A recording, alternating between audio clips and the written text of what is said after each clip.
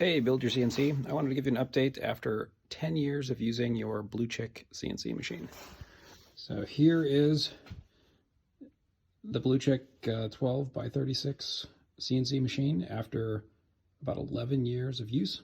I put it inside of a box when I used it for summer camp.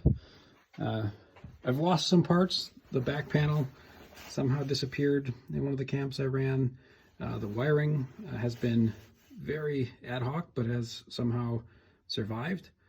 I did have to add some extra bearings to press up against the rails there to make it a little bit more rigid over the years. I also got rid of the hose clamps on the chains, added some screws. Those seem to hold up better. Didn't need to re-square it as often. Added some limit switches and arbitrary places, but other than that, the machine's kind of as is. I think about 3 years in, I decided to just take it all apart and glue this fixture together because it was a little bit too wiggly. Made it a little bit more rigid with the glue. I was worried about how long the rails would last.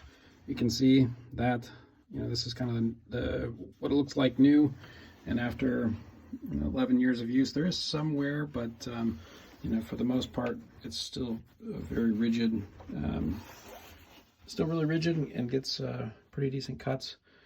The electronics, the computer has lasted well over the years. I think the one thing that didn't work well was this cut on the top of this plexiglass. The slot there is right above the RAM, and dust kind of fell in there and accumulated on the memory, and that fried the motherboard probably after about 8 years. Did replace the motherboard, and the electronics has worked fairly well other than that, but for the price, I think it's lasted a really long time, and I'm really happy with the BlueChick, even after 10 years. And now it has a new home at my dad's place, and hopefully he'll get to use it for another 10.